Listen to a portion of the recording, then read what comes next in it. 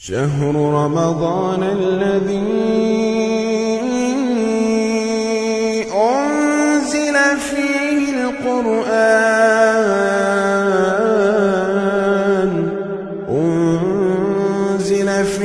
القرآن هدى للناس وبينات من الهدى والفرقان. نماز جنازہ پڑھی، ایک آدمی کی نماز جنازہ میں نے ان کی امامت میں پڑھی تو انہوں نے سورہ فاتحہ پڑھی اور زور سے پڑھی، اور یہ بیان فرمایا یہ میں نے زور سے اس وجہ سے پڑھا ہے تاکہ تم جان لو کہ نماز جنازہ میں سورہ فاتحہ پڑھنا سنت ہے نبی کی. جی یہ بخاری شریف کی روایت. اس کے بغیر تو کوئی نماز ہوتی ہی نہیں ہے. پہلی بات تو یہ معلوم. اس کے بعد ہم یہ دیکھتے ہیں کہ یہ ایسی عظیم سورہ ہے کہ اس کے اندر تمام دعاؤں میں سب سے عظیم دعا موجود ہے. اگر کسی آدمی نے یہ سورہ نہیں پڑھی تو سب سے بڑی دعا سے محروم ہو گیا. جی امام ابن قیم رحمہ اللہ نے مدارج السالکین میں لکھا ہے وَلِهَذَا كَانَ أَنْفَعُ الدُّعَاءِ وَأَعْظَمُهُ وَأَحْكَمُهُ دُعَاءَ الْفَاتِحَةِ اهْدِنَا الصِّرَاطَ الْمُسْتَقِيمَ، کہ تمام دعاؤں میں سب سے زیادہ نفع بخش، سب سے زیادہ عظیم اور سب سے زیادہ محکم اور مضبوط دعا یہ فاتحہ کی دعا ہے، اہدنا الصراط المستقیم. گویا اگر کوئی آدمی یہ سورہ نہیں پڑھتا ہے تو سب سے عظیم دعا سے محروم ہو جاتا ہے. اس کے بعد ہم دیکھتے ہیں کہ پہلی آیت ہے الحمدللہ رب العالمین، دوسری آیت ہے الرحمن الرحیم، اور یہ تیسری آیت دکھائی دے رہی ہے مالک یوم الدین. الحمدللہ رب العالمین کا ربط الرحمن الرحیم سے ہے. کیسے؟ اس طرح کہ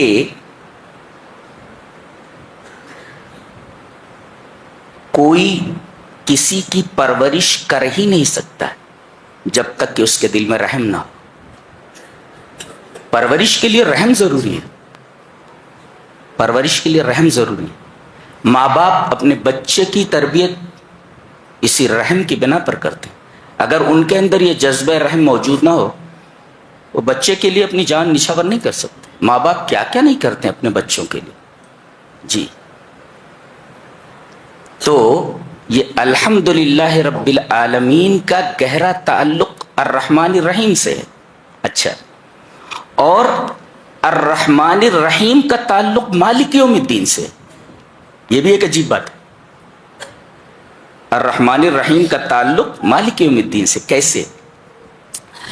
نبی اکرم صلی اللہ علیہ وسلم کی ایک حدیث ہے جسے امام مسلم رحمہ اللہ مسلم شریف میں لائے ہیں کہ اللہ تبارک و تعالی نے رحم کے 100 حصے کیے، رحم کو پیدا فرمایا اور رحم کو پیدا کرنے کے بعد اس کے 100 اجزاء کیے، 99 اپنے پاس رکھ لیے اور ایک دنیا میں بھیج دیا. حدیث کے الفاظ ہیں 100 حصے کیے فَجَعَلَ مِنْهَا فِي الْأَرْضِ رَحْمَةً فَبِهَا تَعْطِفُ الْوَالِدَةُ عَلَى وَلَدِهَا فَإِذَا كَانَ يَوْمُ الْقِيَامَةِ أَكْمَلَهَا بِهَذِهِ الرَّحْمَةِ. کیا بات، سبحان اللہ وبحمدہ. نبی اکرم صلی اللہ علیہ وسلم نے ارشاد فرمایا کہ اللہ تبارک و تعالی نے رحم کے یہ جو 100 حصے کیے ہیں 99 اپنے پاس رکھا ہے اور ایک زمین میں رکھ دیا ہے، اور اسی ایک حصے کی وجہ سے ماں اپنے بچے پر رحم کرتی ہے. آپ کو عجیب نہیں لگ رہا ہے کہ اللہ تبارک و تعالی نے رحم کے تذکرے کے ساتھ اپنے رسول سے یہ کہلوایا کہ رحم کے تعلق سے بات کرتے ہوئے ماں کا حوالہ دے، باپ نہیں کہا گیا. لِأَنَّ حُنُوَّهَا أَشَدْ وَعَاطِفَتُهَا أَرَقُّ، اس لیے کہ ماں کی جو محبت ہوتی ہے وہ باپ کے مقابلے میں اپنے بچے سے بہت زیادہ ہوتی. ماں مارنے لگے تو بچہ اپنا سر ماں کی گود میں ڈالتا چلا جاتا، تو مارتی رہتی ہے اور وہ اپنا سر ماں کی گود میں ڈالتا رہتا ہے. باپ اگر مارے تو بھاگ جاتا ہے، لیکن ماں مارتی ہے تو جتنا مارتی ہے اتنا وہ اپنا سر اپنی ماں کی گود میں ڈالتا ہے. اسی وجہ سے اللہ تبارک و تعالی نے رحم کا حوالہ دیتے ہوئے کہ میں کتنا رحیم ہوں، اس کا ایک منظر دیکھنا ہو تو ماں کو دیکھ لو. فَبِهَا تَعْطِفُ الْوَالِدَةُ عَلَى وَلَدِهَا. بڑی عجیب بات ہے. رحم کا حوالہ دیتے ہوئے اللہ تبارک و تعالیٰ کے ماں کی تمثیل دی گئی، ماں کی مثال دی گئی، والدہ کی. فَبِهَا تَعْطِفُ الْوَالِدَةُ لَلْوَالِدِ فَبِهَا تَعْطِفُ الْوَالِدَةُ عَلَى وَلَدِهَا. اچھا، تو ماں جب ایک رحم کے حصے سے اتنی محبت کرتی، میرا خیال ہے کہ اگر بچہ پورے بدن کا خون مانگے تو ماں پیچھے نہیں ہٹی، پورے بدن کا خون دے دے. اسی وجہ سے اس کے قدموں کے نیچے جنت ہے. حدیث ہے جی. ایک صاحب نے پوچھا ماں کے قدموں کے نیچے جنت ہے تو باپ؟ میں نے بتایا کہ باپ کا جوتا وہ جنت تک پہنچنے کا راستہ بتاتا ہے. دونوں گویا کہ تربیت میں دونوں کا رول ہوتا ہے. اچھا، ماں کے پاس فون آیا، اٹھا کر کے بات کر رہی، بچہ کہیں باہر پڑھ رہا ہے، ابھی بات ہو ہی رہی ہے، پیچھے باپ کھڑا ہوا ہے، اس سے کہہ دو فکر نہ کرے، پیسے بھیج دیتا ہوں. پیچھے کھڑا. رحم کے ایک حصے کو پا کر اپنے بچوں کے لیے سب کچھ قربان کر دیتے ہیں باپ. بتائیے جس کے پاس 99 حصے ہوں وہ کتنا رحیم ہو اپنے بندوں پر، اپنے بندوں پر کس قدر رحیم ہوگا. اگلا ٹکڑا، رحم کا ایک حصہ دنیا میں ڈال دیا ہے. پھر 99 فَإِذَا كَانَ يَوْمُ الْقِيَامَةِ. اب دیکھو مالک یوم الدین، جب قیامت کا دن ہوگا تو اکملها بهذه الرحمہ، اللہ تبارک و تعالی اس رحمت کے ذریعے اپنے رحم کو کامل کرے گا. نہیں سمجھ میں آیا؟ 99 ہے نا، تو اب 100 جب ملائیں گے تب نہ مکمل ہوگی عدد 100 کی. 100% کب ہوگا؟ 100 کب ہوگا؟ جب یہ حصہ 99 میں ملا لیا جائے گا. تو اللہ تبارک و تعالی وہ 99 حصہ جو اس نے اپنے پاس رکھ رکھا ہے، یہ حصہ بھی اس کے ساتھ ملا کر 100 کر لے گا، اور پھر اپنے موحد بندوں جنہوں نے دنیا میں اللہ کے ساتھ شرک نہیں کیا ہوگا، ان 100 حصوں کے ساتھ ان کے اوپر رحم کرے گا. لہذا اللہ تبارک و تعالیٰ کی رحمت سے مایوس ہونے کا سوال ہی پیدا نہیں ہوتا. شاید آپ نے غور نہیں کیا کہ یہاں پر رحم کے 2 الفاظ لائے، جو صفتیں لائی گئی اور دونوں صفتیں رحمت پر دلالت کرتی ہیں، الرحمن اور الرحیم. اس میں نقطہ یہ ہے کہ الرحمن ایک ایسی صفت ہے جو اللہ کی تمام صفتوں میں سے کسی صفت کے ساتھ نہیں آتی. آئے گی تو رحیم کے ساتھ آئے گی، آئے گی تو تنہا آئے گی، اور اگر جڑ کر آئے گی تو صرف صفت رحیم کے ساتھ آتی. الرحمن علم القرآن، صفت رحمانیت آئی، تنہا آئی ہے، اور یہاں آئی ہے الرحمن الرحیم. یہ جب جڑتی ہے تو صرف رحیم کے ساتھ جڑتی ہے، اور آتی ہے تو تنہا آتی ہے. اللہ کے کسی اور صفت کے ساتھ یہ صفت نہیں جڑتی ہے. کون سی؟ الرحمن. اب الرحمن اور الرحیم آپ اس کے رحم کا اندازہ لگا سکتے ہیں. چلیے ایک حدیث پڑھ لیتے ہیں.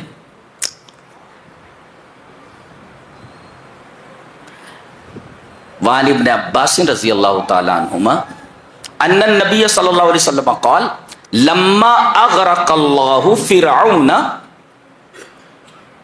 قال آمنت انه لا الہ الا الذي آمنت به بنو اسرائیل فقال جبریل یا محمد فلو رأيتني وانا اخذ من حال البحر فادسه في فيه مخافت ان تدرکہ الرحمت. رواہ الترمذی فی کتاب تفسیر القرآن. حضرت امام ترمذی رحمہ اللہ اس حدیث کو ترمذی شریف کتاب ابواب تفسیر القرآن میں لائے ہیں، جہاں قرآن کی آیتوں کی تفسیر کی ہے نبی اکرم صلی اللہ علیہ وسلم نے. فرماتے ہیں کہ نبی اکرم صلی اللہ علیہ وسلم نے ارشاد فرمایا کہ جب اللہ نے فرعون کو بحر قلزم میں ڈبویا جب ڈوبنے لگا تو ساری ہیکڑی ہوا ہو گئی. زندگی بھر کہتا رہا انا ربکم الاعلی، میں تمہارا سب سے بڑا رب ہوں. جب ڈوبنے لگا، موت کو اس نے سامنے دیکھا تو ساری ربوبیت بھول گیا. کہاں کی بادشاہت، کہاں کی علو، کہاں کا علو اور کہاں کی بلندی سب بھول گیا. کہنے لگا آمنت، میں ایمان لایا، انہ لا الہ الا، اس ذات کے علاوہ کوئی معبود نہیں جس ذات پر بنو اسرائیل ارے اتنا گھما پھرا کر کہنے کی کیا ضرورت تھی؟ بول دیتا نا لا الہ الا اللہ. تو یہ بول رہا ہے میں ایمان لایا اس بات پر کہ نہیں ہے کوئی معبود سوائے اس کے جس پر بنی اسرائیل ایمان. یہ لمبا چوڑا کر رہا ہے بندہ. اس حضرت جبرائیل فرما رہے ہیں، کہہ رہے یا محمد، اے محمد صلی اللہ علیہ وسلم، میں وہاں حاضر تھا. اللہ، دیکھو میرے رونگٹے کھڑے ہوئے. آپ دیکھ رہے ہیں کہ یہ فرشتہ جو نبی پر قرآن لے کر آتا تھا، یہ ہزاروں سال پہلے اس وقت بھی موجود ہے موسیٰ کے ساتھ جب فرعون ڈوب رہا ہے. تو عجیب و غریب بات ہے، یہ فرشتہ کیسا عجیب فرشتہ ہے. جبرائیل وہاں موجود ہے ہزاروں سال پہلے، فرعون کے ڈوبتے وقت وہاں موجود ہے. اور وہ نبی سے کہہ رہے ہیں کاش آپ دیکھتے کہ میں سمندر کی گہرائی سے کیچڑ نکال رہا تھا. آج بڑی بڑی مشینیں سمندر کی گہرائی کو ناپ نہیں سکتی ہیں، یہ فرشتہ نیچے جا کر کے اس کیچڑ نکال کر کے لا رہا ہے. کیسا فرشتہ ہے، کتنا طاقتور ہے، کتنا طاقتور ہے. ان کو گیس کی ضرورت نہیں، ان کو ماسک کی ضرورت نہیں، دریا کی سمندر کی گہرائیوں میں چلے جاتے. کہا کہ آپ دیکھتے کہ میں سمندر کی گہرائیوں سے کیچڑ نکال کر کے لایا اور میں اس کے منہ میں ٹھونس رہا تھا. فَأَدُسُّهُ فِي فِيهِ، اس کے منہ میں ٹھونس رہا تھا میں. کیوں؟ کہا کہ مخافۃ ان تدرکہ الرحمہ، ایسا نہ ہو کہ اللہ تبارک تعالیٰ کو اس کے اوپر رحم آ جائے، اسے بخش دے. اللہ اکبر. فرعون یہ ظلم کا استعارہ ہے. فرعون جب بولتے ہیں تو آدمی کے ذہن میں ظلم ہی ظلم نظر آتا ہے. جو اپنی بیوی کو تپتے ہوئے عرض پر، تپتی ہوئی زمین کے اوپر لٹا کر کے ہاتھوں اور پیروں میں کیلیں ٹھونک دے، مرنے کے لیے چھوڑ دے، کتنا ظالم ہوگا اندازہ لگائیے آپ. تو فرعون کا لفظ جب بولا جاتا ہے تو ذہن میں ظلم کی مختلف انواع گھومنے لگتی ہیں. گویا کہ فرعون کا لفظ یہ ظلم کا استعارہ ہے. ایسے ظالم کے بارے میں وہ کہہ رہے ہیں کہ میں ڈرا کہیں اللہ تبارک و تعالی اس کے اوپر نہ رحم کر دے. مخافۃ ان تدرکہ الرحمہ. اللہ، سمجھ میں آیا کتنا رحیم ہے وہ. جی جی. ایک چیز اور سمجھ میں آئی کہ الحمدللہ رب العالمین کا تعلق الرحمن الرحیم سے کیوں ہے. الحمدللہ، اس کے بعد الرحمن، الحمدللہ رب العالمین الرحمن. چلیے وہ حدیث دیکھ لیتے ہیں. اس کے بھی ترمذی ابواب تفسیر القرآن میں لائے ہیں. نبی اکرم صلی اللہ علیہ وسلم نے ارشاد فرمایا لما خلق اللہ آدم ونفخ فیہ روح عطسا، عطسا فقال الحمدللہ فحمد اللہ بإذنہ فقال له ربه رحمك الله يا آدم. رواه الترمذی فی ابواب تفسیر القرآن. اللہ کے رسول صلی اللہ علیہ وسلم نے ارشاد فرمایا جب اللہ تبارک و تعالی نے حضرت آدم کا پتلا جنت میں بنایا، پتلا بہت دنوں تک ویسے کھڑا رہا، مٹی کا بنا ہوا.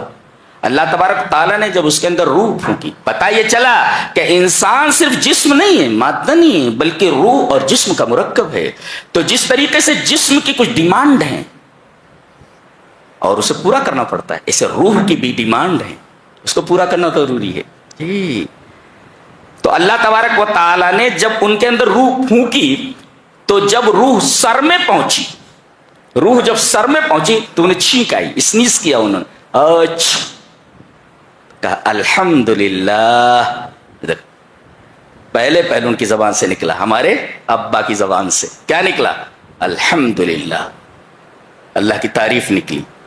اور ان کو کیسے پتا چلا کہ یہ بولنا چاہیے؟ آگے جواب دیا گیا فحمید اللہ بإذنہ، اللہ نے ان کو سکھایا اور اللہ کے اذن سے وہ بولے کہ چھینک آئے تو کیا کرنا چاہیے. انہوں نے کہا الحمدللہ.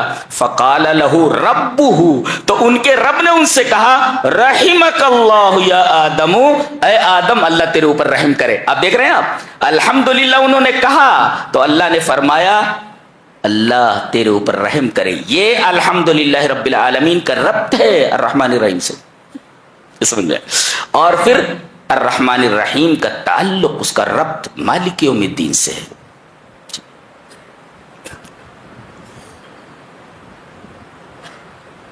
بڑی عجیب و غریب کتاب ہے یہ, اتنی سسٹمیٹک ہے. دنیا میں سائنس کی کتاب ہے لیکن مانن ان کے اندر سائنس موجود. یہ لفظوں کی سائنس ہے. کائنات میں سے کتاب موجود نہیں جو لفظ جہاں رکھ دیا گیا ہے وہاں سے اس لفظ کو ہٹا کر اس کے معنی میں کوئی اور لفظ وہاں رکھ دیا جائے, وہ معنی نہیں بنتا. جی نہیں بنتا. لفظوں کی سائنس. کائنات میں ایسی کتاب موجود نہیں ہے, آپ سمجھ لیں.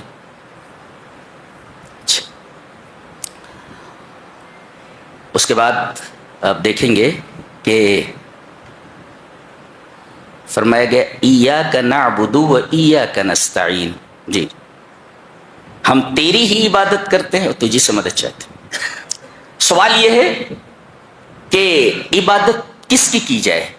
جواب دیا گیا فیما یثبت ان به العون, جو مدد کر سکتا ہو, جو مدد کر سکتا ہو اس سے مدد مانگی جائے, اور جو تمہارا پیدا کرنے والا ہے اس کی عبادت کی جائے. جیسا کہ آگے آئے گا تو دیکھیں ایاک نعبد, عبادت کس کی؟ بولے اللہ کی. عبادت کب تک کی جائے بتایا گیا وَاعْبُدْ رَبَّكَ حَتَّى يَأْتِيَكَ الْيَقِينُ, یقین آنے تک اللہ کی عبادت کرتے رہو. یقین کیا ہے؟ یقین الموت. اس لیے کہ اس سے زیادہ یقینی چیز کیا ہو سکتی ہے؟ کسی سے بھی پوچھو ہر ایک کہے گا مرنا ہے, اس میں تو کسی کا اختلاف ہی نہیں ہے. یقین وَاعْبُدْ رَبَّكَ حَتَّى يَأْتِيَكَ الْيَقِينُ. اور ایک نکتہ یہ بتاؤں, یقین کا مطلب یہ ہوتا ہے ہر آدمی اس کو مانتا ہے. یہاں آخر میں سورہ بقرہ میں کہا گیا وَبِالْآخِرَةِ هُمْ يُوقِنُونَ, آخرت پر ایسا یقین ہونا چاہیے کہ آدمی کا ذہن اختلاف کی طرف جائے ہی نہ, مانے مرنے ہے اور مرنے کے بعد ایک زندگی. آگے بتائیے. تو گویا عبادت کب تک کہ وَاعْبُدْ رَبَّكَ حَتَّى يَأْتِيَكَ الْيَقِينُ, موت تک. اچھا عبادت کیسے کی جائے؟ عبادت کیسے کی جائے, کب تک کی جائے؟ وَاعْبُدْ رَبَّكَ حَتَّى يَأْتِيَكَ الْيَقِينُ, جب تک موت نہ آ جائے. یہ عبادت کا سلسلہ جاری رہنا چاہیے. اچھا اور کیسے کرنا چاہیے؟ حدیث جبریل میں فرمایا گیا کہ ان تعبد اللہ کأنک تراہ, اللہ کی عبادت اس طرح کرو جیسا کہ تم اللہ کو دیکھ رہے ہو. اللہ بتائیے, اگر آپ کو معلوم ہو کہ تم اللہ کو دیکھ رہے ہو تو آپ کی عبادت کا انداز کیسا ہوگا؟ عبادت کب تک؟ موت تک. عبادت کیسے؟ ان تعبد اللہ کأنک تراہ, عبادت اس طرح جیسا کہ تم اللہ کو دیکھ رہے ہو. یہ کیفیت آپ کی ہونی چاہیے عبادت کے وقت, ورنہ پوری نماز تو ہماری دکانوں کی نظر ہو جاتی ہے. کھڑے ہیں یہاں اور ذہن ہے دکانوں میں اور دنیا میں. اچھا اور وَإِيَّاكَ نَسْتَعِينُ, اور ہم تیری ہی مدد چاہتے ہیں. مدد کس سے مانگنی چاہیے؟ کہتے ہیں فیما یثبت ان به العون, جو مدد کر سکے, جو آپ کی آواز سنتا ہو. ایک بھائی آپ پکار رہے ہیں نا مدد کے لیے, تو آپ کی آواز سننا, وہ سنتا ہو آپ کی آواز, اور دوسرے سننے کے بعد مدد کرنے پر قادر ہو. یہ دو چیزیں ضروری ہیں مدد کے لیے. پکارنے والے کی آواز کو سننا چاہیے اسے, اس کی آواز اس کے پاس پہنچ رہی, اور دوسرے وہ مدد کرنے پر قادر ہو. صاحب قبر نہ تو آواز کو سنتا ہے اور نہ مدد کرنے پر قادر ہے, اس لیے کہ ہم اپنے آنکھوں سے دیکھتے ہیں. یہ بدیہی چیز ہے. وہ نہا نہیں سکتا, وہ کفن نہیں پہن سکتا, وہ قبر خود کھود نہیں سکتا, سب دوسرے لوگ کرتے ہیں, اختیار نہیں ہے. تو استعانت کے لیے ضروری ہے کہ ہماری آواز وہ سن رہا ہو اور دوسرے مدد کرنے پر قادر ہو, اور یہ چیز اللہ کے علاوہ کسی کے پاس نہیں ہے. وہ آپ کی آواز کو سنتا بھی ہے اور مدد کرنے پر قادر بھی ہے. جہاں کوئی آواز نہ سنے وہاں وہ سنتا ہے. حضرت یونس علیہ السلام مچھلی کے پیٹ میں, دیکھیں ذرا, ایک آدمی مچھلی کے پیٹ میں ہے اور مچھلی اسے دریا کی تہوں میں لے کر کے چلی گئی ہے, تاریکی ہی تاریکی چاروں طرف, وہاں سے پکار رہے ہیں لا الہ الا انت سبحانک انی کنت من الظالمین, اور عرش پر ان کی آواز سنی جا رہی ہے. اور رب تعالیٰ فرما رہے ہیں کہ اگر یہ تسبیح نہ پڑتا تو ہم قیامت تک اس کو مچھلی کے پیٹ میں رکھتے. کیا پاور ہے, اللہ اکبر, یہ مچھلی بھی زندہ رہتی, یہ بھی زندہ رہتا, یہ پاور ہے ہمارے رب کا. یہ ہے تو یہ ہے مدد کس سے طلب کریں؟ جو آپ کی آواز سنتا ہو اور مدد کرنے پر قادر ہو. کہیں سے آپ پکاریں وہ سنتا ہو اور مدد کرنے پر وہاں سے قادر ہو.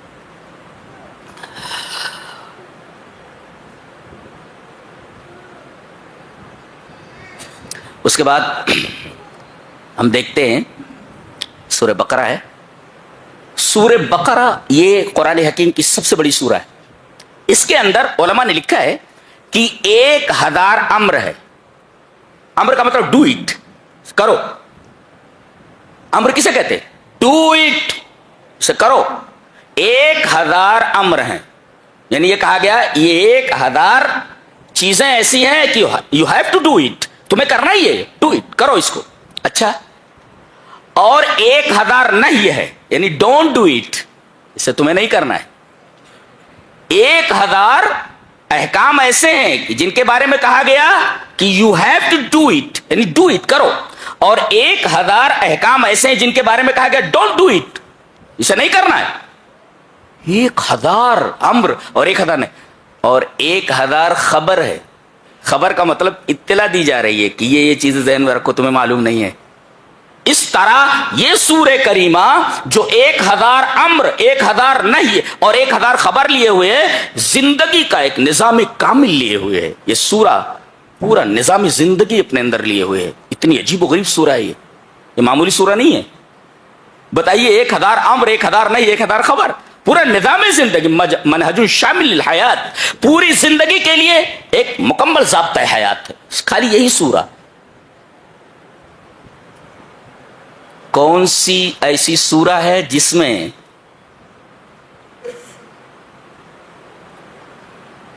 ایک جانور کا نام 3 بار آیا ہے؟ یہی سورہ ہے. وہ کون سا جانور ہے؟ العجل, گائے کا بیٹا, گائے کا بچہ, العجل. عجل مانے بچڑا, ایک تو یہ. اور اس سورہ کریمہ میں سب سے بڑا ظالم کس کو کہا گیا ہے؟ وَمَنْ أَظْلَمُ مِمَّنْ مَنَعَ مَسَاجِدَ اللَّهِ أَنْ يُذْكَرَ فِيهِ اسْمُهُ وَسَعَىٰ فِي خَرَابِهَا, جو مساجد میں آنے سے روکے سب سے بڑا ظالم ہو, اور اس کے ویران ہونے کی کوشش کرے, ویران کرنے کی کوشش کرے کہ مسجد ویران ہو جائے, لوگ نہ آئیں وہاں, سب سے بڑا ظالم ہو ہے. تو اس سورہ کریمہ میں کس کو سب سے بڑا ظالم کہا گیا ہے؟ جو مساجد میں آنے سے روکے کہ وہاں اللہ کا ذکر کرے وہ, اور دوسرے یہ کہ اس کی ویرانیت کا, اس کی ویرانی کا سبب بنے. اچھا, وہ کون سا نبی ہے کہ جس کا ذکر 11 مرتبہ آیا سورت کے اندر؟ وہ سورہ کون سی ہے؟ یہی سورہ ہے. وہ کون سے نبی؟ حضرت موسیٰ. یہ وہی سورہ ہے. 11 مرتبہ حضرت موسیٰ علیہ السلام کا ذکر آیا ہے. اور ہمارا بڑا گہرا تعلق موسیٰ علیہ السلام سے ہے, بنی اسرائیل سے. جی, نبی کریم صلی اللہ علیہ وسلم معراج میں گئے تو آپ کو پہلے 50 نمازیں دی گئیں. جی جی, حدیث صحیح ہے, 50 نمازیں دی گئیں. نیچے جب آئے حضرت موسیٰ علیہ السلام نے پوچھا کیا ملا تحفے میں؟ کہا نمازیں ملی 50 وقت. کہا کہ آپ کی امت اس کو سنبھال نہیں پائے گی, کم کروائیے. آپ گئے, کچھ کم ہوئی. موسیٰ علیہ السلام نے کہا پھر سے جائیے اور کم کروائیے. کرتے کرتے وہ 0 وہاں سے ہٹ گیا, صرف 5 بچی. حدیث میں ہے آواز آئی کہ اے میرے بندے, اے میرے رسول, یہ نماز 50 وقت کی فرض ہوئی تھی, اب 5 کر دی گئی ہے, لیکن ثواب 50 کا رکھ دیا گیا ہے. یعنی کوئی آدمی اگر 5 وقت کی پابندی کر لے تو 50 وقتوں کی نماز کا ثواب اسے دے دیا گیا ہے. یہ حدیث صحیح ہے. نہیں تو سارا کام دھام چھوڑ کر کے مسجد میں آدمی کو بیٹھے رہنا پڑتا. یہ اس نبی کا احسان ہے ہم لوگوں کے اوپر. کم کرواؤ کم کرواؤ کم کرواؤ. اس میں بھی کم کروا رہے تھے. حضرت موسیٰ بولے جائیے اور کم کروائیے, مجھے امت کو ڈیل کرنے کا بڑا گہرا تجربہ ہے, میں آپ سے پہلے ہوں, میں نے دیکھا امت کیسے ہوتی ہے, کم کروائیے. کہا کہ اب مجھے اپنے رب کے پاس جاتے ہوئے شرم آتی. جی تو یہ سورہ بقرہ ہے. اس میں سب سے پہلے جو ہے ذالک الکتاب, کتاب تو سامنے ہے, دس بک ایسا بولنا چاہیے نا. اللہ فرما رہا دیٹ بک, وہ کتاب تو سامنے ہے. یہ کہنا چاہیے ھذا الکتاب لا ریب فیہ, اس کتاب کے اندر کوئی شک نہیں. یہ کہا جا رہا ہے ذالک الکتاب لا ریب, وہ کتاب کون سی؟ یہاں بتایا گیا کہ ھذا کے بجائے دس کے بجائے دیٹ جو لایا گیا ہے, نقطہ یہ ہے کہ اس کی بلندی کی دیٹ کے ذریعے اشارہ کیا جاتا ہے کوئی چیز دور ہو تو وہ ایسا that boy who is running on the road, تو یہ وہ ایسے کرتے, وہ کہا گیا ہے یہ کتاب جو ہے نا وہ ہے. وہ کون سی؟ جہاں اتنی دور ہے, وہ اشارے بعید ہے, اتنی دور ہے جہاں محرفین کے تحریف کے ہاتھ وہاں تک نہیں پہنچ سکتے کہ اس کتاب میں تحریف کر سکیں. جی وہ اتنی دور ہے کہ پرانی نہیں ہو سکتی. جی ہمیشہ نئی چیزیں سامنے آتی ہیں. اور یہ کتاب ایسی ہے جو شک سے بہت دور ہے. یہ کتاب ایسی ہے جو تعارض اور اختلاف سے بہت دور ہے. یہ ذالک لا کر کے جو بتایا گیا کہ دور, اشارے بعید جو لایا گیا, کیوں لایا گیا؟ یہ بتانے کے لیے. کیا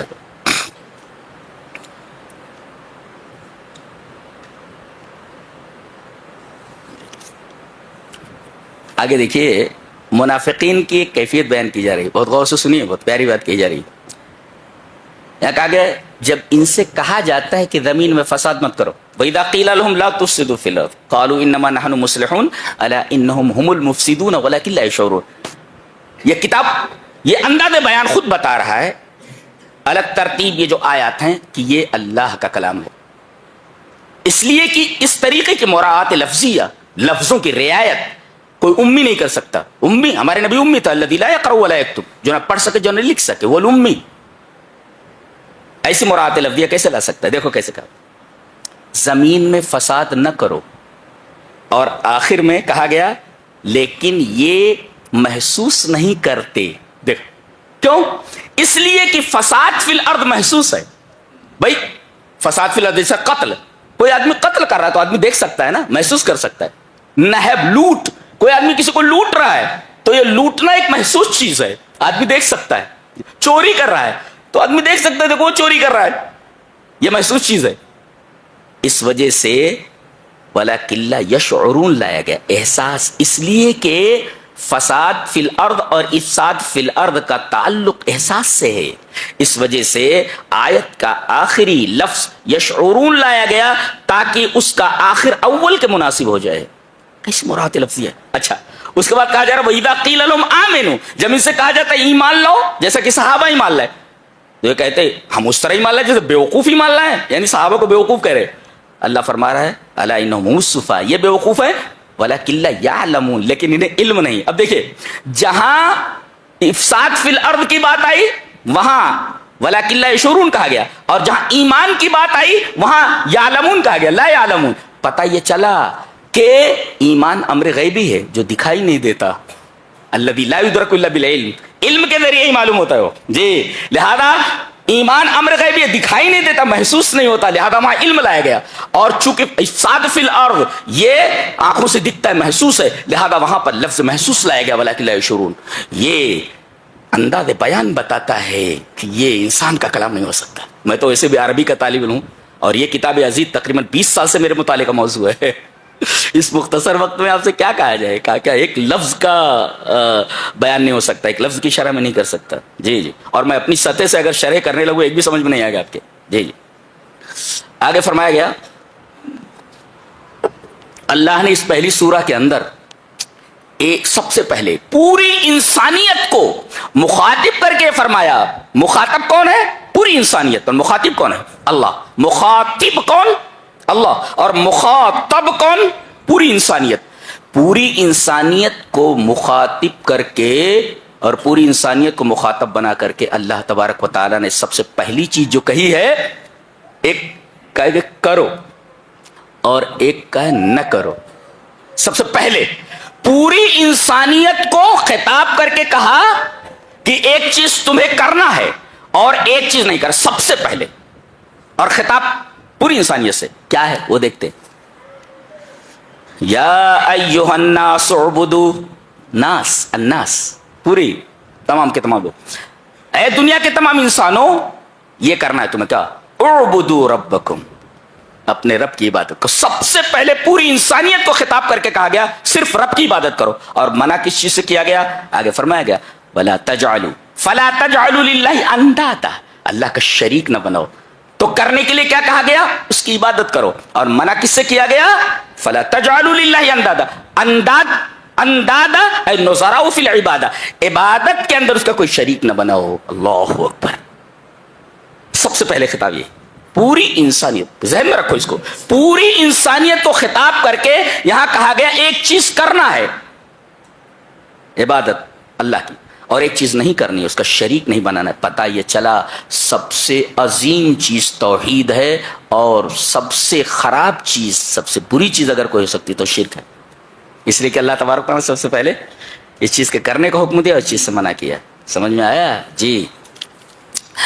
آگے ایک واقعہ بیان کیا جا رہا ہے کہ اللہ تبارک و تعالی نے حضرت آدم کو پیدا فرمایا اور فرشتوں سے یہ کہا کہ میں خلیفہ بنانا چاہتا ہوں. اللہ کا خلیفہ نہیں، لا لا لا، اللہ کا خلیفہ کوئی ہو نہیں سکتا.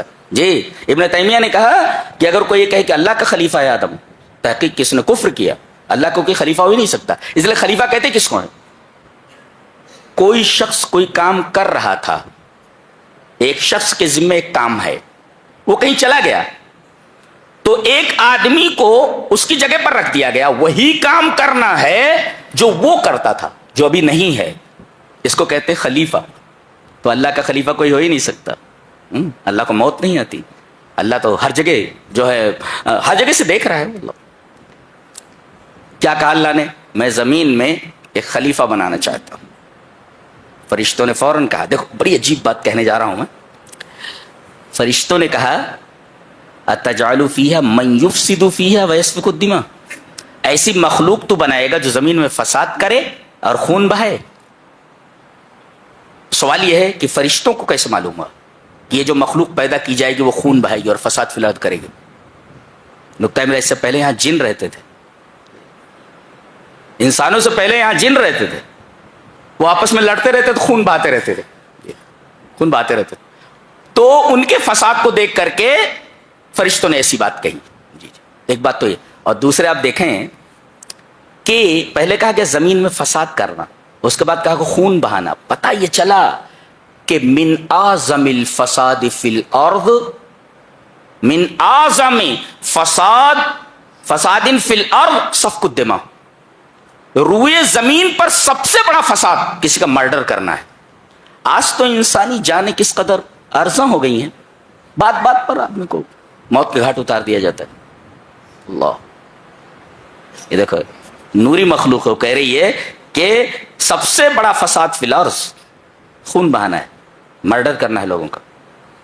اور قیامت کے دن عبادات میں سب سے پہلے سوال نماز کے بارے میں ہوگا، اور معاملات کے بارے میں سب سے پہلا سوال خون کے بارے میں ہوگا. اور یہ اتنا بڑا گناہ ہے کہ سب سے پہلا گناہ جس نے کیا یہ قتل والا، وہ قابیل ہے، آدم کا بیٹا ہے. اب جتنے بھی قتل ہوں گے اور قتل کا جو گناہ رہے گا اس کا ایک حصہ اس کے اوپر لادا جاتا رہے گا قیامت تک. نقطہ یہ ملا کہ کوئی ایسی غلط سنت چھوڑ کر نہ جاؤ کہ تمہارے بچے اس کی اقتدا کریں. اگر کوئی غلط طریقہ چھوڑ کر کے گئے ہیں اور بچے اس کے اوپر چل رہے ہیں تو آپ کو اس کا گناہ برابر ملتا رہے گا. جی جی. یہ بات بتائیے. اچھا، کیا اللہ مشورہ طلب کر رہا ہے فرشتوں سے کہ میں زمین میں خلیفہ بنانے جا رہا ہوں، آپ کا کیا خیال؟ لا لا، اللہ لا یحتاج الی مشورہ. اللہ تبارک تعالیٰ کسی مشورے کا محتاج نہیں ہے. وہ بتا رہا ہے، خبر دے رہا ہے. اور یہ سن کر کے فرشتوں نے کہا رب تعالیٰ تو ایسی مخلوق بنائے جو فساد فی الارض کرے، خون بہائے. تو کیا یہ فرشتوں کا اعتراض تھا اللہ تبارک و تعالیٰ کے اس فیصلے پر؟ لا لا لا، فرشتے نوری مخلوق ہے، وہ اللہ کے کسی فیصلے پر اعتراض کیسے کر سکتے ہیں؟ وہ یہ کہہ رہے ہیں کہ رب تعالیٰ یہ مخلوق کون سی بنانے جا رہا ہے؟ اگر ہماری عبادت میں کوئی کمی ہے تو ہم جاننا چاہتے ہیں، ویسے ہم تیری تسبیح و تقدیس تو کر ہی رہے ہیں. دیکھو وَنَحْنُ نُسَبِّحُ بِحَمْدِكَ اور عجیب بات یہ ہے کہ یہ نحن نسبح جملہ اسمیہ ہے، اور جملہ اسمیہ یہ استمرار اور دوام پر دلالت کرتا ہے، یعنی فرشتے ایک لمحہ بھی تسبیح سے غافل نہیں ہوتے. اللہ اکبر، جملہ اسمیہ ہے نحن نسبح. تو یہ دیکھو، ایک ہے تسبیح، ایک ہے تحمید اور ایک ہے تقدیس، تینوں کا فرق سمجھے. وَنَحْنُ نُسَبِّحُ بِحَمْدِكَ وَنُقَدِّسُ لَكَ. تو ایک ہے تسبیح. تسبیح کسے کہتے ہیں؟ نفی ما لا یلیق بہ، اللہ تبارک و تعالی سے ایسی صفات کی نفی کرنا جو اس کے شایان شان نہیں ہے. ایسا نہیں، جیسے اللہ لا ینام، اللہ سوتا نہیں ہے. اللہ لا یموت، اللہ مرتا نہیں ہے، اسے موت نہیں آتی. اور اللہ لا یاکل، اللہ کھاتا نہیں ہے. لا تاخذہ سنۃ ولا نوم، اللہ کو جو ہے اونگ آتی ہے اور نیند آتی ہے. تو یہ نہیں آتی نہیں آتی نہیں آتی، تو گویا کہ آپ عیوب کی نفی کر رہے ہیں اللہ تبارک تعالیٰ سے. یہ تسبیح ہے، اللہ تبارک و تعالیٰ سے عیوب کی نفی کرنا. سونا عیب ہے جی، اللہ اگر سو جائے ایک لمحے کے لیے کائنات کا کیا ہوگا؟ تو اللہ لا ینام، اللہ سوتا، اللہ کھانے کا محتاج نہیں ہے. اللہ لا یاکل، تو نہیں ہے نہیں ہے نہیں، یہ ہے تسبیح. اور تقدیس کسے کہتے ہیں؟ اس بات ما یلیق بہ، ان تمام صفات کا اس بات کرنا جو اس کے شایان شان ہے. کیا؟ اللہ رحیم، اللہ غفور، اللہ رحمان، اللہ رحیم وغیرہ، یہ ساری چیزیں. اللہ رازق، اللہ رزاق. تو یہ ساری چیزیں جو آپ ثابت کر رہے ہیں یہ ہے تقدیس. نفی کرنا یہ تسبیح ہے، اور ثابت کرنا تمام صفات کمالیہ کو یہ ہے تقدیس. اچھا، حمد کسے کہتے ہیں؟ حمد کہتے ہیں اللہ تبارک و تعالی کی تعریف کرنا اس کی صفات کمال پر. گویا کہ صفات تحمید کے اندر تین چیزیں ہیں. کیا؟ ایک تو ہے ثنا، تعریف، اور دوسرا ہے محبت، اور تیسرے تعظیم. یہ ثنا پلس محبت پلس تعظیم از اکول ٹو تحمید. اسی وجہ سے کہا گیا ہے وَنَحْنُ نُسَبِّحُ بِحَمْدِكَ. تسبیح کے بعد تحمید ہے، تحمید بعد تعریف کرنا اللہ تبارک تعالی. ہم اس وجہ سے اللہ کی تعریف کر رہے ہیں کہ وہ غفور الرحیم ہے، ہم اس وجہ سے اللہ تبارک تعالیٰ کی تعریف کر رہے ہیں کہ وہ رب العالمین ہے. تو یہ ہے تحمید. تو سمجھ میں آیا؟ تسبیح کا مطلب ہوتا ہے اللہ سے عیوب کی نفی کرنا، لا ینام، اللہ لا یاکل. اچھا، تقدیس کسے کہتے ہیں؟ تمام صفات کمالیہ کو اس کے لیے ثابت کرنا، اللہ غفور ہے، رحیم وغیرہ. اور تحمید کسے کہتے ہیں؟ تحمید میں تین چیزیں ہیں. ایک تو ثنا ہے، تعریف، میں اس وجہ سے اللہ کی تعریف کر رہا ہوں کہ وہ غفور رحیم. تو تحمید کا مطلب ہے کہ الثنا پلس محبت اور پلس تعظیم از اکول ٹو تحمید. یہ دیکھو، یہ وَنَحْنُ نُسَبِّحُ بِحَمْدِكَ وَنُقَدِّسُ لَكَ. ہم اس کے لیے کافی ہیں، تیری تسبیح بیان کرتے ہیں، تیری تقدیس کرتے ہیں. عبادت میں کیا کمی ہے کوئی ہماری؟ اللہ نے فرمایا انی عالم ما لا تعلمون، میں جو جانتا ہوں تم نہیں جانتے. جی بس بات ختم ہو گئی، بات ختم ہو گئی. اس کے بعد کہا جا رہا ہے کہ اللہ تبارک و تعالیٰ نے فرشتوں کے ساتھ وہ شیطان کو لگایا ہوا تھا، اور اللہ کو معلوم تھا کہ یہ بہت بڑا بدماش ہے. جب آدم کو پیدا کیا تو فرشتوں کے ساتھ اس کو بھی حکم دیا گیا کہ آدم کو سجدہ کر. سجدہ نہیں کیا اس نے، ابا واستکبر وکان من الکافرین، جی انکار کیا اس نے. یہاں ایک بات قابل غور ہے کہ اللہ نے حکم دیا نہیں کیا. ایک غلطی دونوں سے ہوئی، آدم سے بھی غلطی ہوئی اور ابلیس سے بھی غلطی ہوئی. ایک سے کہا گیا تھا کر، نہیں کیا، اور ایک سے کہا گیا تھا نہ کر لیا. تو اس سے کہا گیا تھا سجدہ کر، نہیں کیا. اور آدم اور حوا سے کیا کہا تھا لا تقرب هذه الشجرة، اس درخت کا پھل نہ کھانا، کھا لیا.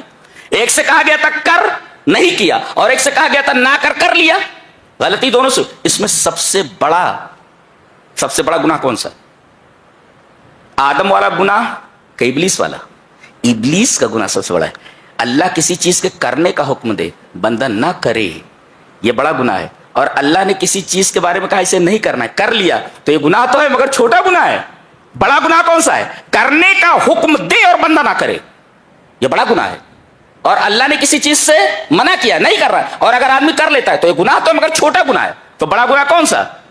اس کا گناہ ہے. کرنے کا حکم دیا اور نہیں کیا. تو شیطان کا جو ہے یہ گناہ جو تھا یہ آدم کے گناہ سے بڑا تھا. اسی وجہ سے اللہ تعالیٰ نے توبہ کی توفیق آدم کو دی. اسے توفیق نہیں ملی, اسے توفیق نہیں ملی. اور عجیب بات یہ ہے کہ دونوں نے رب کہہ کر کے اللہ سے دعا مانگی. انہوں نے کہا ربنا ظلمنا انفسنا, اے ہمارے رب ہم نے اپنے نفسوں کے اوپر ظلم کیا. گویا کہ اپنے گناہ کا اعتراف کیا انہوں نے, گناہ ہو گیا میرے رب. تو گویا کہ آدمیت یہ ہے, انسانیت یہ ہے کہ آدمی جب غلطی کا ارتکاب کرے تو اپنی غلطی کو تسلیم کرے اور اللہ سے اپنی غلطی کی معافی مانگے. اور شیطانیت کیا ہے؟ اپنی غلطی پر جمع رہے اور اس سے 1 انچ ہٹنے کے لیے تیار نہ ہو. کسی نے کہا تھا کہ غلطیوں پر سرکشی کا اضافہ نہ کرو, اس لیے کہ اللہ کے ہاں غلطی قابل معافی ہے, سرکشی قابل معافی نہیں. تو آدم سے غلطی ہوئی معاف کر دیے گئے, شیطان سے سرکشی ہوئی معاف نہیں کیا گیا. اچھا دونوں نے دعا کی, انہوں نے کہا ربنا ظلمنا انفسنا, معاف کر دیے گئے. اس نے کیا کہا رب انظرنی الی یوم یبعثون, میرے رب. جو دیکھو دونوں نے کسی کا وسیلہ نہیں لیا ہے. آدم و حوا نے بھی ڈائریکٹ کہا ہے ہمارے رب, اور اس نے بھی وسیلہ نہیں لیا, ڈائریکٹ بول رہا ہے رب انظرنی الی یوم یبعثون. اور پوری دنیا کو یہ باور کرانے پر لگا ہوا ہے کہ بغیر وسیلے کی دعا قبول ہی نہیں ہوتی. کتنا بدماش ہے دیکھو, یہ تو الٹے کام ہے اس کے. پوری دنیا کو اس پر لگا رہا ہے کہ بغیر وسیلے کی دعا قبول نہیں ہوتی, اور بغیر وسیلے کی دعا مانگی ہے اس نے رب انظرنی الی یوم یبعثون. اچھا اس نے کہا کہ چونکہ اس کی وجہ سے میں گمراہ ہوا آدم سے, یہ دشمنی میں نہیں بھولتا, اس کو بھی میں دیکھتا ہوں اور اس کے اولاد کو بھی دیکھتا ہوں میں, اس کو بھی دیکھتا ہوں. اور ان کو کیسے دیکھا؟ جنت سے نکلوا دیا, جنت سے نکلوا دیا. اور ہمارے پیچھے جو پڑا ہوا ہے تقریباً 90-95% سب ٹریک سے ہٹ گئے ہیں, سب ٹریک سے ہٹ گئے ہیں. اتنا کامیاب ہے. اور کیا بولا؟ جو راستہ جنت کی طرف جاتا ہے صراط مستقیم, میں اسی پر بیٹھا ہوں. دیکھو اسی میں کہا گیا اہدنا الصراط المستقیم, اسی راستے پر بیٹھا ہوا ہے. لاقعدن لهم صراطک المستقیم, اسی راستے پر بیٹھا ہوا. اس کو معلوم ہے کہ اللہ کی طرف جانے والا راستہ ایک ہے, صراط مستقیم ہے. اور دنیا کو کیا باور کرا رہا ہے؟ 4 راستے. جی یہ دیکھو, واہ بھائی واہ, وہ مانتا ہے کہ راستہ ایک ہی ہے, اور دنیا کو یہ باور کرا رہا ہے کہ راستے 4 ہیں. صراط مستقیم ایک ہے مان رہا ہے, اور دنیا کو کیا بتا رہا ہے کہ راستے 4 ہیں. چاروں راستے وہاں تک پہنچتے ہیں, اور اللہ کیا فرما رہا ہے؟ ایک ہی راستہ ہم تک پہنچتا ہے. ایسا کر رہے ہیں, سارے کام الٹے کر رہا ہے, سارے کام الٹے کر رہا ہے.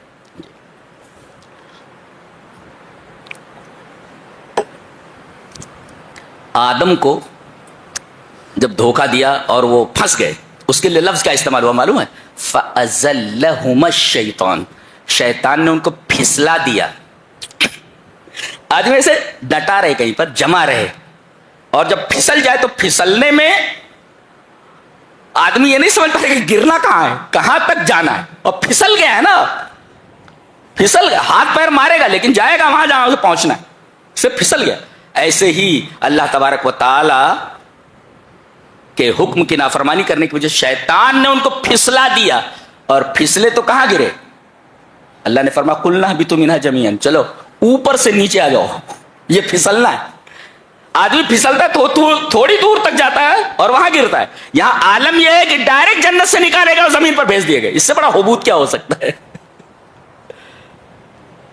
اور ایک نقطہ یہ ملا, آدمی اگر گناہ کرتا ہے تو اسے بلندی سے پستی کی طرف بھیج دیا جاتا ہے. لہذا گناہوں سے بچو کہ تمہیں بلندی سے پستی کی طرف بھیج دیا جائے, پھینک دیا جائے تم کو, جس طرح تمہارے باپ کو تمہاری ماں کو بھیج دیا گیا. جی ایک نقطہ لے کر جاؤ آج. یہ دیکھیے حضرت موسیٰ علیہ السلام اور بنی اسرائیل کا بیان ہو رہا ہے. راتوں رات نکل پڑے ہیں یہ بنی اسرائیل کو لے کر کے. کون؟ موسیٰ علیہ السلام. بحر کلزم پر پہنچے. فرعون کو معلوم ہو گیا, ایک لشکر جرار لے کر کے ان کے تعاقب میں, ان کے چیس کرتا ہوا وہاں تک پہنچا. سامنے بہتا ہوا سمندر ہے اور ادھر ہے دشمن. ادھر جائیں تب بھی موت, اور یہاں اس طرف جائیں موت. موت دونوں طرف ہے, موت دونوں طرف ہے. دریا میں گئے تو چھوڑنے والا تھوڑی ہو, ڈوب جاتے. گویا کہ انہوں نے سمجھ لیا تھا کہ اس طرف اگر گئے دریا میں تو موت ہے. سب کو یقین تھا کہ اس میں ہماری ہلاکت ہے. رب تعالی نے وہاں سے راستہ نکال دیا جہاں یہ سمجھ رہے تھے کہ ہمارے لیے یہ ہلاکت کا سبب ہے. تو تم اللہ والے ہو جاؤ، راستہ بند ہو تو راستہ کھل جاتا ہے. دیکھیں دریا بہ رہا ہے، خوفناک ہے، آدمی کودے مر جائے، لیکن اللہ تبارک و تعالیٰ نے دریا ہی میں سے راستہ دے دیا، جہاں سے بچنے کا سوال پیدا نہیں ہوتا تھا وہاں سے نکال دیا. تو آدمی تصور بھی نہیں کر سکتا کہ ہم کہاں سے بچ سکتے ہیں. اللہ تبارک و تعالیٰ نے ایک بند چیز کو کھول دیا، اور اس کے لیے لفظ کیا استعمال کیا؟ وہی فرقنا بکم البحر. فرق کا مطلب ہوتا ہے، فرق کہتے ہیں مانگ کو، مانگ کہتے ہیں بیچ سے اسے نکالا گیا تو کچھ بال ادھر آ گئے، کچھ بال ادھر آ گئے، تو بیچ میں جو وہ مانگ بولتے اس کو مانگ. ایسے ہی دریا میں راستہ بن گیا. فرق کسی کو بولتا ہے؟ فرق. اچھی بات، جس کو سمجھ رہے تھے کہ اس میں ہلاکت ہے، اللہ تبارک و تعالیٰ نے ان کو بچنے کا راستہ بنا دیا سمندر کو. تو آپ فیصلہ نہیں کر سکتے کہ یہ ہمارے لیے بہتر ہے، یہ ہمارے لیے بہتر نہیں ہے. اچھا ایک نقطہ اور، بنی اسرائیل نے یہ سمجھا کہ اس میں ہلاکت ہے تو راستہ کھول دیا گیا. اچھا ٹھیک ہے، راستہ کھولنے کے بعد کیا ہوا؟ فَأَنْجَيْنَاكُمْ، ہم نے تم کو نجات دے دی، تم بچ گئے اس راستے. فرعون اور اس کے لشکر نے دیکھا کہ اس راستے سے بنی اسرائیل بچ کر نکل گئے ہیں، ہم بھی بچ کر نکل جائیں گے. گئے اور ڈوب گئے. ایسا دیکھو راستہ ایک ہے، مگر ایک کے لیے وہ کشادگی مصیبت بن گئی، موت کا سبب بن گئی، اور ایک کی نجات کا سبب بن گئی. راستہ ایک ہی ہے، راستہ ایک ہے. اس کا مطلب یہ ہوا کہ ساری چیز اللہ تبارک و تعالیٰ کے ہاتھ میں ہے. ایک کشادگی نظر آ رہی ہے سامنے، بنی اسرائیل نکل گئے، اور اسی کشادگی میں جب یہ فرعون کا گزر ہوا اپنے لشکر کے ساتھ، وہ ڈوب گیا. تو بندہ کوئی چیز مانگتا ہے، اللہ مجھے یہ چاہیے، اگر نہ ملے تو یہ سمجھے کہ یہ چیز میرے لیے مضر ہے، اسی وجہ سے رب تعالیٰ مجھے نہیں دے رہے ہیں. ہم یہ سمجھتے ہیں ہمارے لیے کچھ، فرعون نے سمجھا یہ ہمارے لیے کشادگی ہے، راستہ بنا ہوا ہے نا، لیکن وہ کشادگی نہیں تھی اس کے لیے. جیسے ہی گھسا پانی بند ہو گیا اسی کے اوپر. کیا بات، آگے فرمایا گیا، بڑی عجیب بات کہی جا رہی. میدان تیہ میں ہے، پیاس لگی، بہت ڈیزرٹ میں پانی کہاں ہے، پورا چاروں طرف ڈیزرٹ، بیونڈ ڈیزرٹ، رب جو ہے سہارا ہی سہارا ہے، چھوڑ دکھائی نہیں دے رہا ہے پانی، وہاں سوال ہی پیدا نہیں ہوتا. کہا کہ موسیٰ اپنے رب سے بولو نا کہ ہمارے لیے پانی کا انتظام کرے. رب تعالیٰ پانی چاہیے ان کو. بڑی عجیب قوم تھی، بڑی عجیب قوم. اللہ تبارک تعالیٰ نے فرمایا وَإِذِ اسْتَسْقَىٰ مُوسَىٰ لِقَوْمِهِ فَقُلْنَا اضْرِب بِّعَصَاكَ الْحَجَرَ. موسیٰ علیہ السلام سے جب ان کے قوم نے کہا کہ پانی چاہیے تو انہوں نے اللہ سے دعا کی، تو اللہ نے فرمایا فَقُلْنَا، ہم نے کہا کیا؟ اضْرِب بِّعَصَاكَ الْحَجَرَ، اپنے عصا کو، اپنی لاٹھی کو اس پتھر کے اوپر مارو. پتھر ایک ہے. انہوں نے لاٹھی ماری اور وہ پتھر پھٹ گیا اور اس سے 12 چشمے نکل پڑے. منہ 12 عینا، 12 چشمے نکل پڑے پتھر سے. لاٹھی وہی ہے، پتھر پر مارا تو پتھر پانی بن گیا، اور جب پانی پر مارا تو پانی پتھر بن گیا. سمجھ میں آیا؟ پتھر پر مارا تو پتھر پانی بن گیا، اور وہی لاٹھی ہے سمندر کے کنارے ہیں. اب کریں تو کیا؟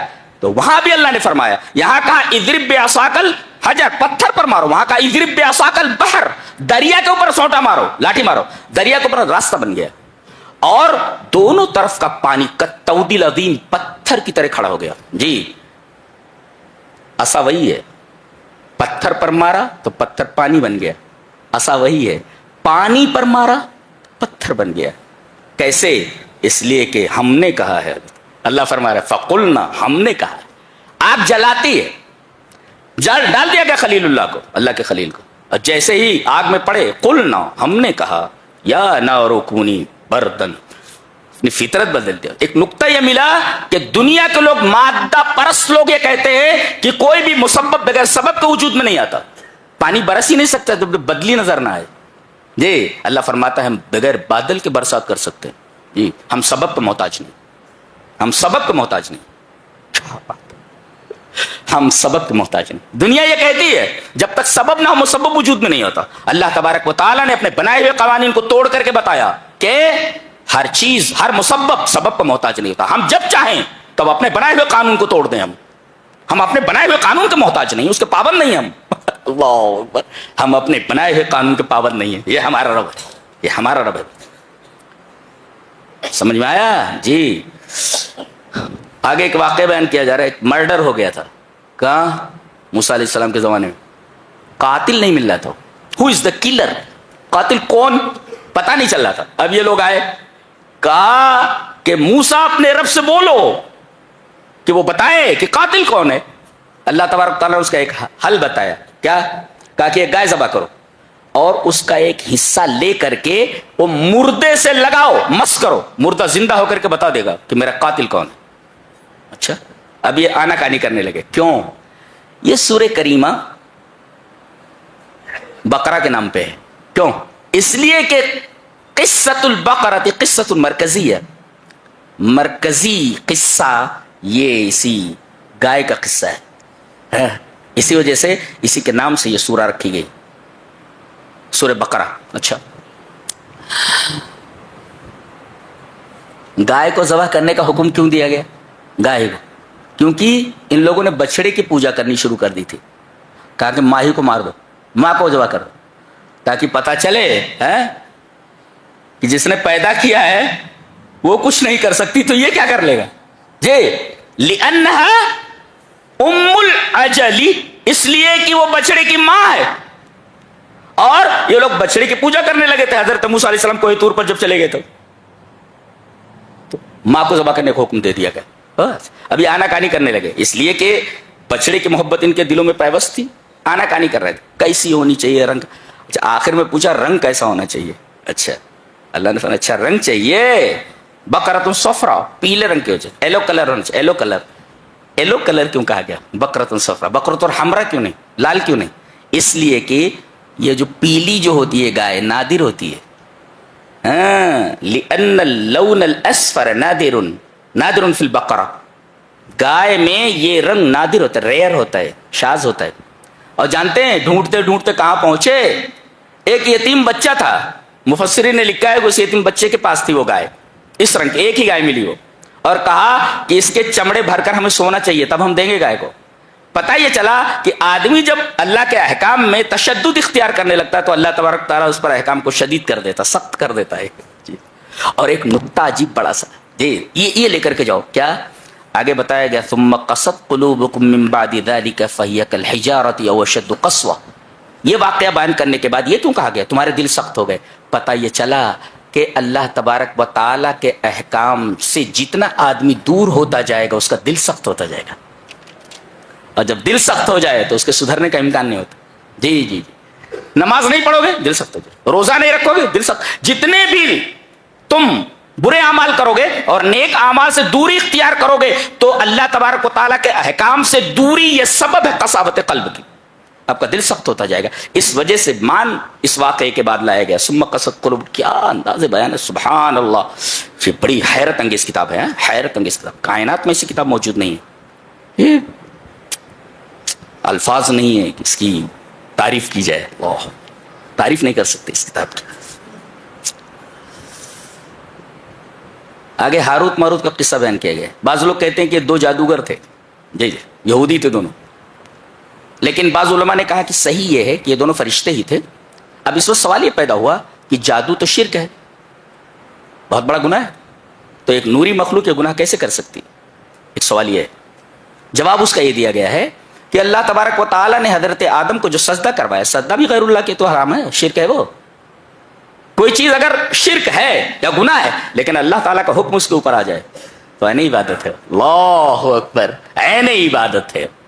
تو یہاں اللہ تبارک تعالیٰ کے حکم کو دیکھا جائے، یہ نہیں دیکھا جائے گا کہ وہ شرک سکھا رہے ہیں، بلکہ اللہ تبارک تعالیٰ نے حکم دیا تھا لہذا وہ عبادت ہے، ان کے لیے جائز تھا. وہ جیسے آدمی کو قتل کرنا یہ درست نہیں ہے، لیکن حضرت ابراہیم علیہ السلام اپنے بیٹے کو قتل کرنے کے لیے نکل پڑے، اس لیے کہ خواب میں دیکھا تھا کہ میں بچے کو ذبح کر رہا ہوں، اور نبی کا خواب سچا ہوتا ہے. جی